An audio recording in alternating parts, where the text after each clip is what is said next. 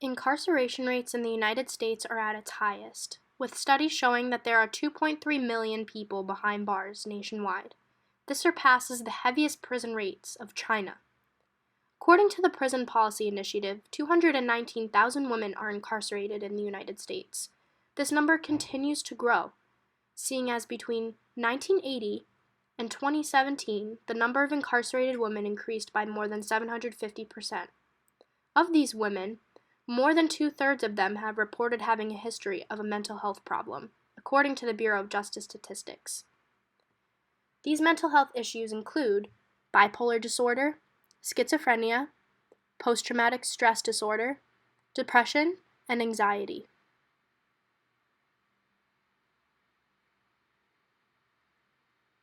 According to the National Alliance of Mental Illness, after leaving jail, many no longer have access to the needed health care and benefits that they need. A criminal record often makes it hard for individuals to get a job or housing.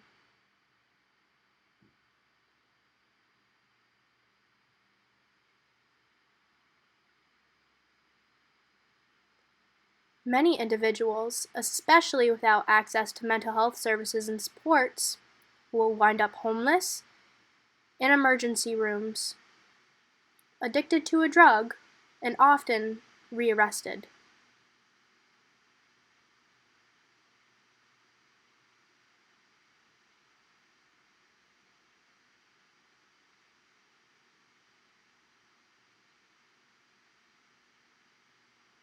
At least 83% of jail inmates with a mental illness did not have access to needed treatment.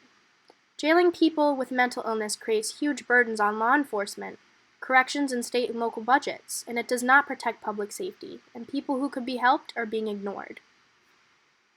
Women who suffer from these illnesses need medication and proper treatment. Services should be available to them in order to avoid being incarcerated. For those who are already incarcerated, therapy is very much needed. Otherwise, the worsening of their initial condition, self-mutilation, and suicide usually occur. According to the treatment of people with mental illness in the criminal justice system, stakeholders simply do not have the capacity to adequately address mental health issues in either the healthcare system or the criminal justice system. We want to bring mental health services to jails locally and across the United States. We have created a plan in order to combat and raise awareness of the issue pertaining to treatment of women in prison.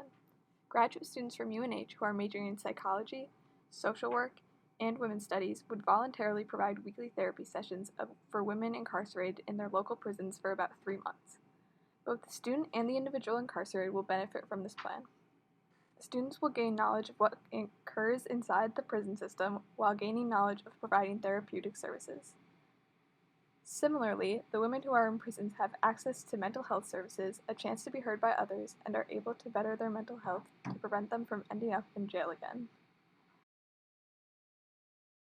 To continue, we both firmly agree that this solution will have replicative effects across the country. The information that the graduate students receive can aid in diminishing the unfair treatment of women in prison.